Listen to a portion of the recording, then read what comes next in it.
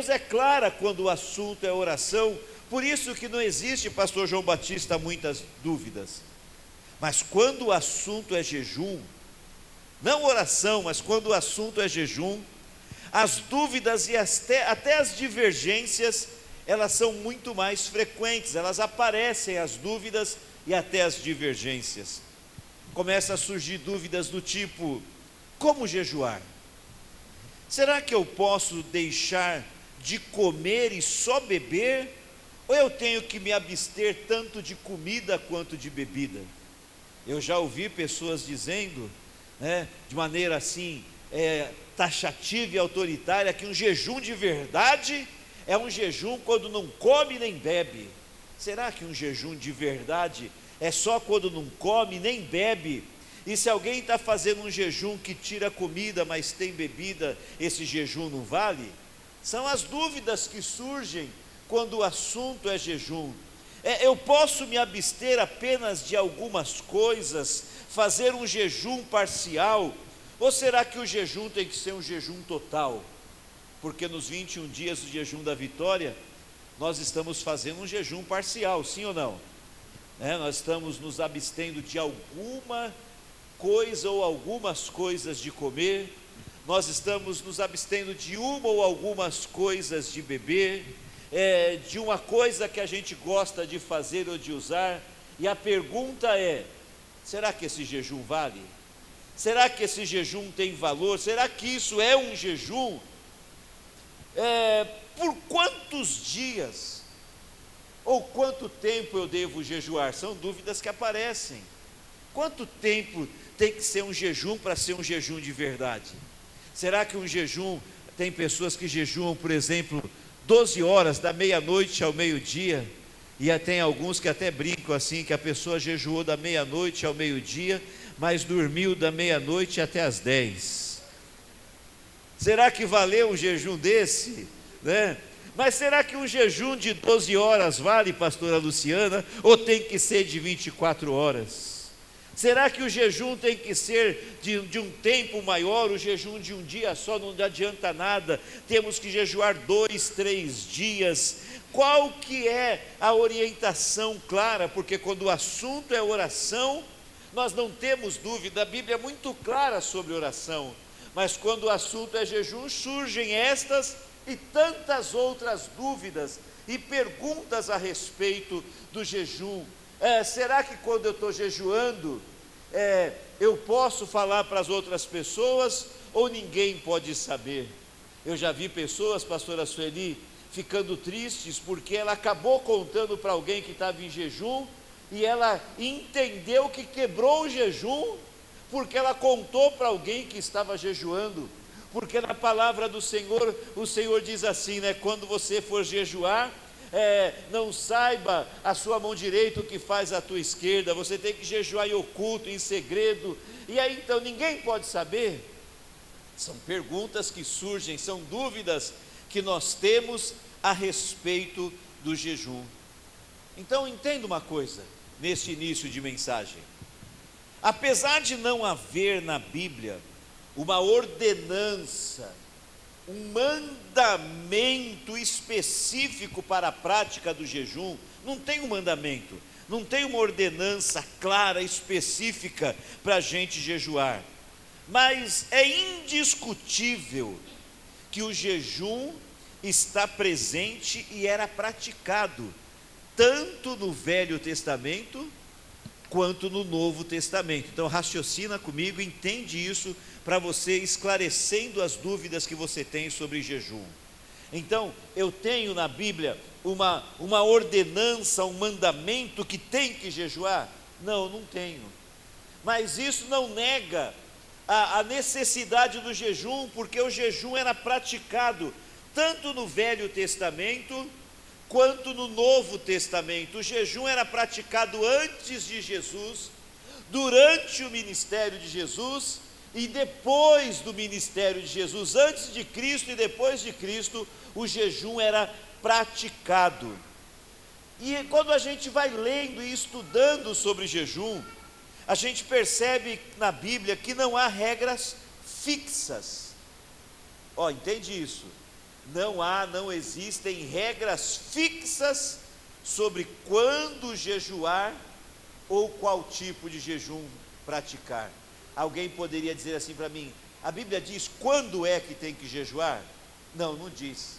Não tem uma regra fixa de quando é que eu tenho que jejuar, e nem qual tipo de jejum fazer ou quanto tempo o jejum tem que demorar. Não tem uma regra fixa sobre isso. A gente vê jejuns de um dia, a gente vê jejum igual o do Daniel de 21 dias. A gente vai lendo, por exemplo, Daniel no capítulo 10, do versículo 2 ao versículo 3, diz que Daniel jejuou por 21 dias. Quanto tempo Daniel jejuou? 21 dias. Aparentemente, quando a gente lê Daniel 2, 10, versículos 2 e 3, aparentemente ele fez um jejum parcial. Ele não ficou sem comer e sem beber tudo, mas aparentemente ele deixou de comer os manjares desejáveis, que são as comidas que eram gostosas. Ele deixou de comer carne, de beber vinho e de usar o perfume da época. Lá em Mateus capítulo 4, no versículo 2, está escrito que, diferente de Daniel, Jesus jejuou 40 dias e 40 noites. Quantos dias Jesus jejuou? 40 dias e 40 noites, deixando claro que ele estava jejuando um jejum absoluto, de dia e de noite, 24 horas de jejum por 40 dias consecutivos. E quando nós lemos o texto, nós concluímos que o jejum de Jesus, falar jejum de Jesus é difícil, a gente quase mistura as palavras. Quando a gente lê o texto, a gente conclui, a gente percebe que o jejum de Jesus, ele foi um jejum de alimento, mas não foi um jejum de água. A gente percebe que ele ficou sem comer 40 dias e 40 noites, mas nesse período ele deve ter consumido água. Por quê? Porque o texto diz que Jesus teve fome, não diz que ele teve sede. E ainda quando o diabo foi tentar Jesus, o diabo quando tentou Jesus, o diabo não disse assim, não disse: se tu és filho de Deus, ele estava no deserto, se tu és filho de Deus, transforma essa areia em água. O diabo não disse isso. Mas o que foi que o diabo disse para tentar Jesus? Se tu és o filho de Deus, transforma estas pedras em pães, porque Jesus estava com fome e não com sede. Então isso nós concluímos que o jejum de Jesus foi só de alimento e não foi de água. Além de Jesus, acredita-se que Elias também teria jejuado 40 dias e 40 noites. Jesus jejuou 40 dias e 40 noites, e acredita-se, entende-se que o Elias também jejuou 40 dias e 40 noites. Pastor, não estou gostando muito disso daí não, que eu estou chegando à conclusão que jejum tem que ter 40 dias e 40 noites. Não, só estou dando alguns exemplos. 1 Reis, capítulo 19, versículo 8 diz: levantou-se, pois, e comeu e bebeu. Não, se comeu e bebeu não estava em jejum, né? Mas olha em seguida: e com a força daquela comida, caminhou quanto tempo? 40 dias e 40 noites até Horebe, o monte de Deus. Então aqui a gente entende que o Elias se alimentou, comeu, bebeu, depois ele fez uma caminhada longa de 40 dias até o monte Horebe, e nesta caminhada ele teve um período de jejum, ele não comeu e nem bebeu, ele jejuou neste tempo até chegar no monte Horebe. E Deuteronômio capítulo 9, versículo 9, nos revela que Moisés também jejuou. Quanto tempo Moisés jejuou? 40 dias. E Carol, será que tem que ser 40 dias o jejum? Jesus 40 dias, Elias 40 dias, Moisés 40 dias, mas pelo menos o Daniel foi 21, né?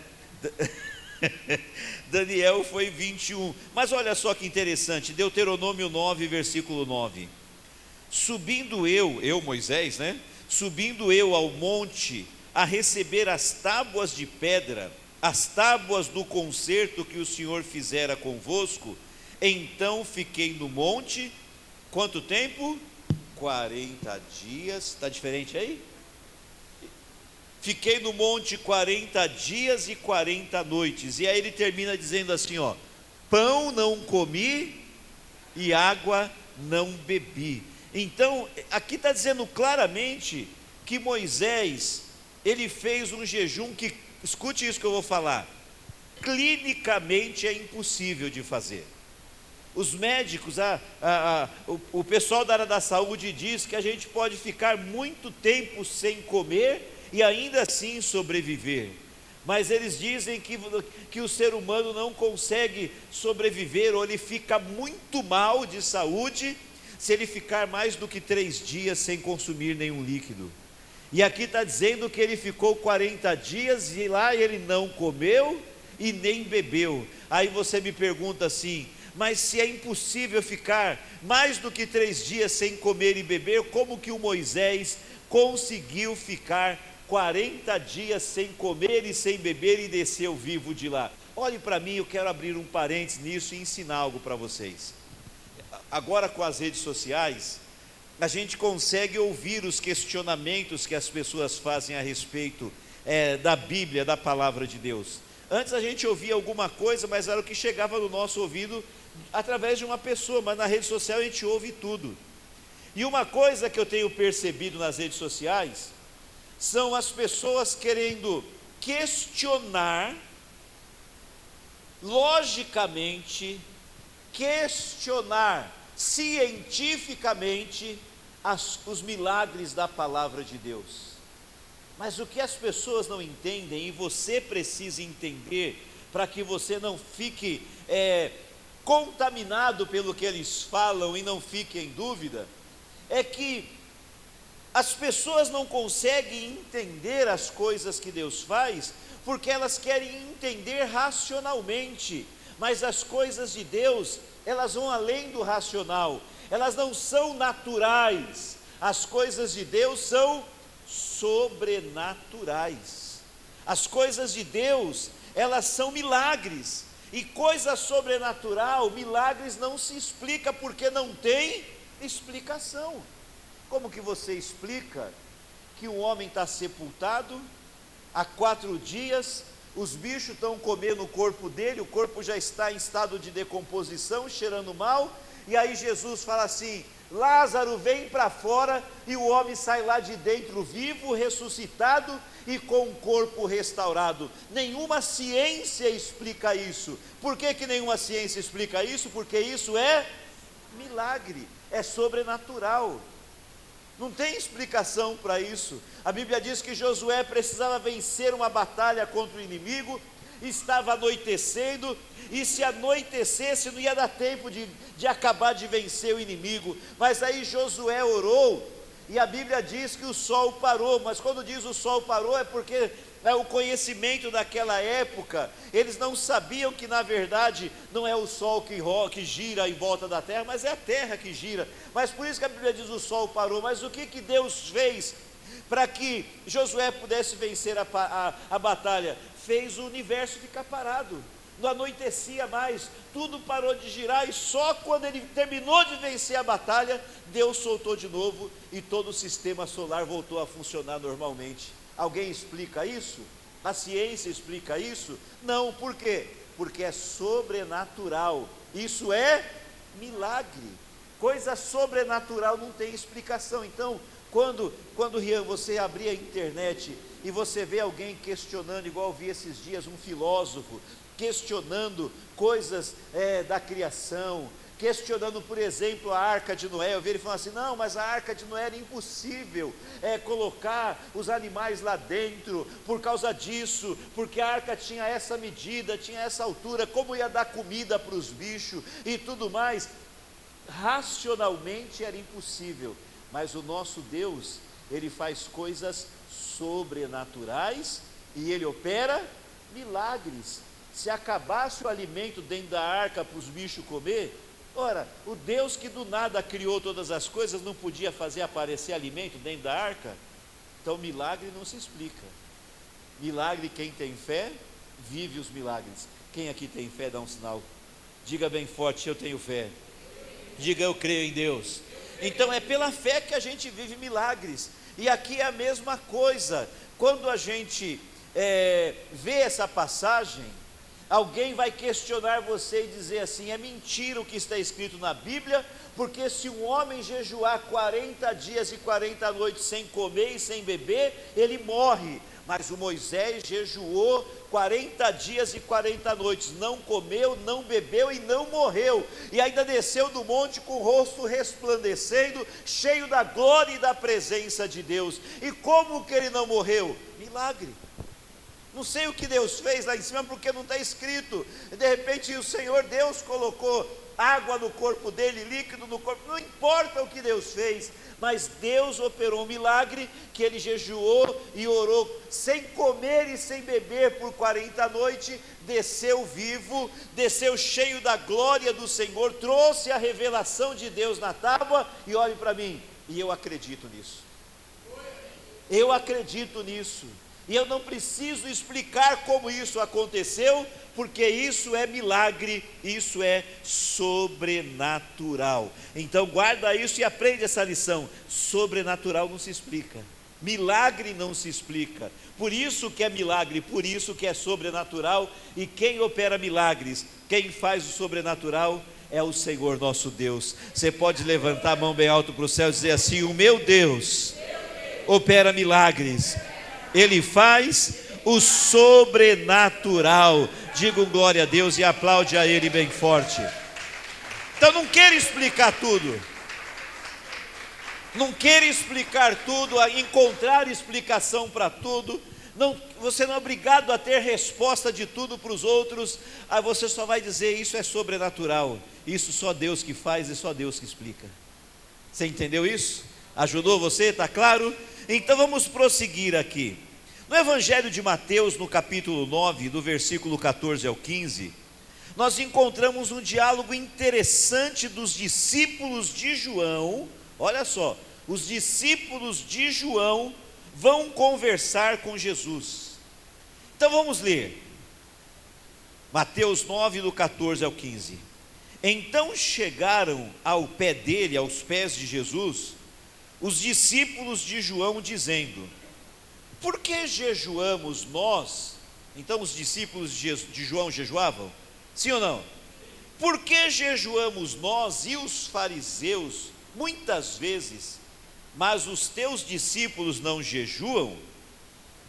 E disse-lhes Jesus: podem porventura andar tristes os filhos das bodas, enquanto o esposo está com eles? Dias, porém, virão, em que lhes será tirado o esposo, e então jejuarão. Você sabe que tem muitas pessoas que usam esse texto, Marcos? Você deve ter ouvido isso já. Tem muitas pessoas que usam esse diálogo de Jesus com os discípulos de João para dizer que não precisa mais jejuar, que Jesus colocou um ponto final no jejum. E eles fazem um esforço para interpretar esse texto desta forma, para dizer que Jesus disse que não precisa mais jejuar. Mas pensa comigo o seguinte, vamos lá, vamos pensar. Se o jejum fosse desnecessário, por que no Sermão da Montanha, que está lá em Mateus capítulo 6, do versículo 16 ao 18, se o jejum não fosse mais necessário, por que no Sermão da Montanha, Jesus dedicaria um tempo, gastaria um tempo para dar orientações sobre jejum? Está entendendo? Não precisa mais jejuar. Se não precisa mais jejuar, para que eu vou gastar tempo ensinando sobre jejum?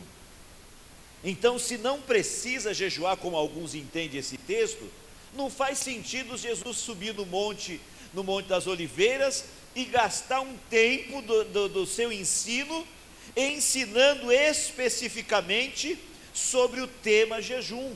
Se Jesus ensinou sobre o jejum, é porque o jejum é importante e o jejum é necessário. Pensa comigo ainda. Se jejum não é necessário, como alguns querem dizer, Por que que a igreja primitiva, além de orar, praticava também o jejum? Quando a gente lê o livro de Atos dos Apóstolos, a gente vê a igreja primitiva jejuando muitas vezes.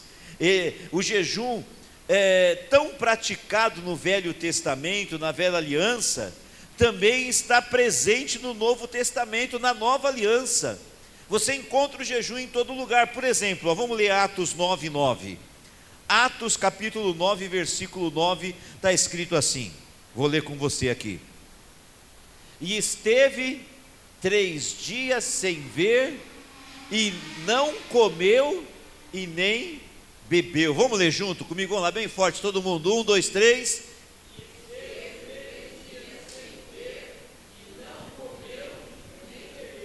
Então Paulo, aqui está falando de Paulo, após o encontro com Jesus no caminho de Damasco, ele jejuou por 3 dias, e você leu comigo.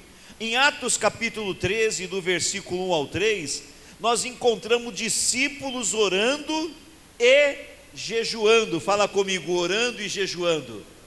Então você vê a prática do jejum, vamos ler lá, ó. Atos 13, do versículo 1 ao 3, está escrito: na igreja que estava em Antioquia, havia alguns profetas e doutores, a saber, Barnabé e Simeão, chamado Níger, e Lúcio Cirineu, e Manaém, que fora criado com Herodes o tetrarca, e Saulo. Versículo 2: e servindo eles ao Senhor e jejuando. Está escrito aí também? Eu estou lendo aqui, não estou lendo lá. E servindo eles ao Senhor e jejuando, disse o Espírito Santo: apartai-me a Barnabé e a Saulo para a obra que os tenho chamado. Versículo 3: então, jejuando e orando, e pondo sobre eles as mãos, os despediram. Então você vê, a igreja primitiva, eles oravam e jejuavam. Fala bem forte comigo, na igreja primitiva se orava e jejuava. Havia jejum e oração. Atos capítulo 14, um capítulo depois, versículo 21 ao 23, diz que após um período bem sucedido de evangelização, através da oração e do jejum, nomearam os pastores para as congregações. Vamos ler Atos 14, 21 até o 23. E tendo anunciado o evangelho naquela cidade, e feito muitos discípulos, voltaram para Listra e Icônio e Antioquia, confirmando o ânimo dos discípulos, exortando-os a permanecer na fé. Olha para o irmão do lado e fala para ele assim, ó, fica firme na fé. Fala com mais força, fala para ele, fica firme na fé. Volta na leitura comigo, olha lá. Pois que por muitas tribulações nos importa entrar no reino de Deus. Olha que coisa que a gente não gosta muito de ouvir. Mas fica firme na fé, porque na caminhada com Cristo vai ter muita tribulação. Você está pensando que vai ser só tapete vermelho, só tranquilidade, só bonança? Não. Na caminhada com Cristo vai ter muita tribulação para nós entrarmos no reino de Deus. 23. E havendo-lhes por comum consentimento eleito anciãos em cada igreja, orando com jejuns, os encomendaram ao Senhor em quem haviam crido. Então perceba que eles pregaram o evangelho naquelas cidades, ganharam muitas almas para Jesus, estabeleceram a igreja com as vidas que foram alcançadas para Cristo, e agora que a igreja está estabelecida, Paulo precisava ir embora com a sua equipe para pregar o evangelho em outros lugares, mas ele não podia deixar a igreja ali desamparada, sem cuidado. Eles precisavam colocar pastores nas igrejas que foram estabelecidas na cidade, e para eles colocarem pastores, para saber quem seriam os pastores daquelas igrejas, o que Paulo e a sua equipe fizeram? Oraram e jejuaram. Você vê que eles oraram e jejuaram para receber direção de Deus, para saber quem eram as pessoas que iam pastorear as igrejas que foram estabelecidas naquelas cidades que foram evangelizadas. Então olhe para mim, podemos ver claramente, com esses exemplos que eu dei e tantos outros, que o jejum é bíblico. Fala comigo, o jejum é bíblico. O jejum é bíblico, praticado em todo o período da história por aqueles que servem ao Senhor. Você vai lá no começo da Bíblia, você encontra homens de Deus e mulheres de Deus jejuando. Você caminha pelas páginas do Velho Testamento, você encontra homens e mulheres de Deus orando e jejuando. Você chega no período dos evangelhos, quando Jesus estava aqui, você encontra o próprio Jesus e você encontra homens e mulheres de Deus orando e jejuando. Jesus vai para os céus, ficam só os discípulos fazendo a obra do Senhor, mas depois da assunção de Jesus, da subida de Jesus aos céus, você encontra homens e mulheres de Deus orando e jejuando. Então, em todo tempo, em toda a história, nós vemos claramente que o jejum é bíblico, que o jejum é praticado, que o jejum não acabou. Não existe uma regra, não existe um método, não existe a hora certa de começar, a hora certa de terminar, um jeito fixo de fazer o jejum. Mas o que é claro para a gente, que não há dúvida, nós temos que jejuar. Está claro isso para você? Então bate no peito e fala: eu preciso jejuar. Fala comigo, o jejum tem que fazer parte da minha vida. Eu acho interessante que houve um período, há poucos anos atrás, em que o diabo usou uma mentira para desconstruir verdades no meio cristão. E você sabe que o diabo, ele não conta uma mentira com cara de mentira. A mentira do diabo tem cara de verdade.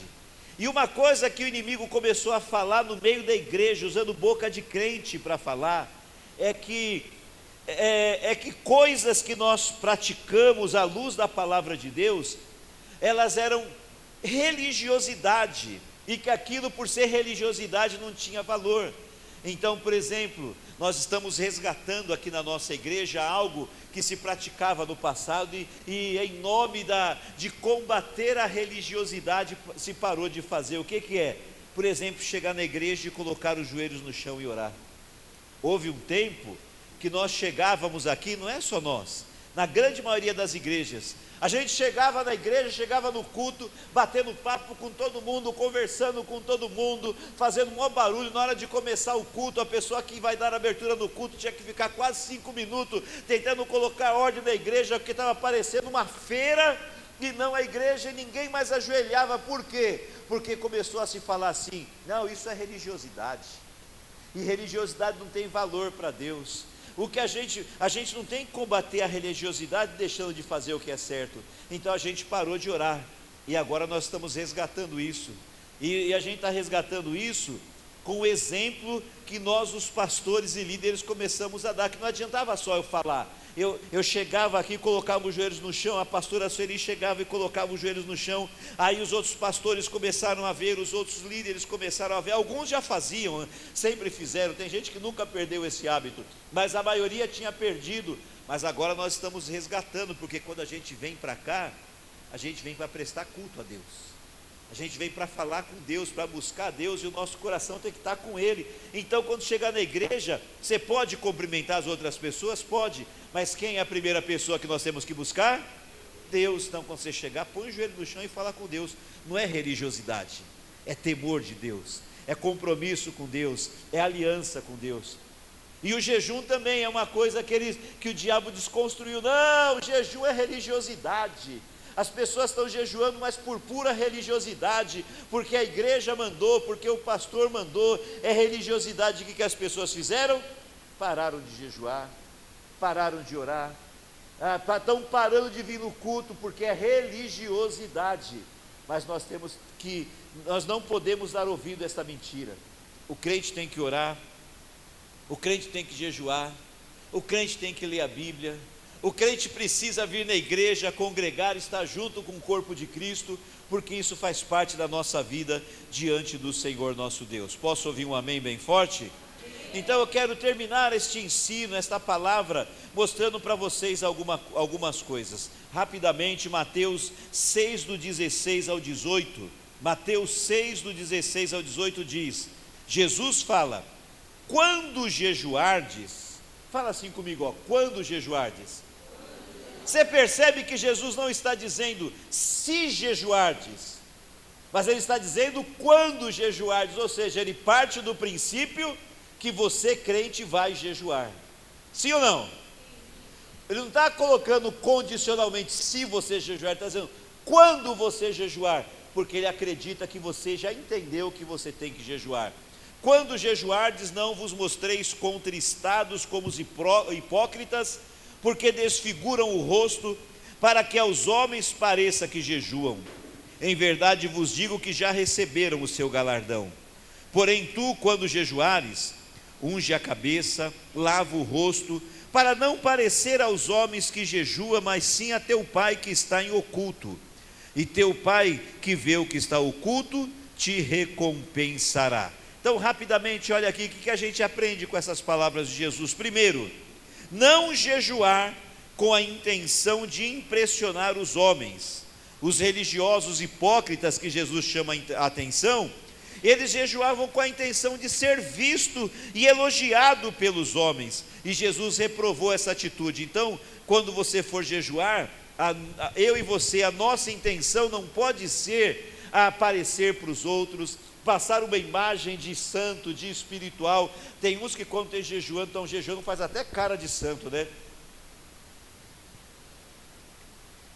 E aí as pessoas olham e falam, o que foi isso? Eu estou jejuando. Então tem pessoas que jejuam porque eles querem parecer poderosos, eles querem se mostrar poderosos e santos. Se jejuar assim, está sendo como os hipócritas, está jejuando só para aparecer para os outros e ser elogiado pelos outros. O que mais que a gente aprendeu com as palavras de Jesus?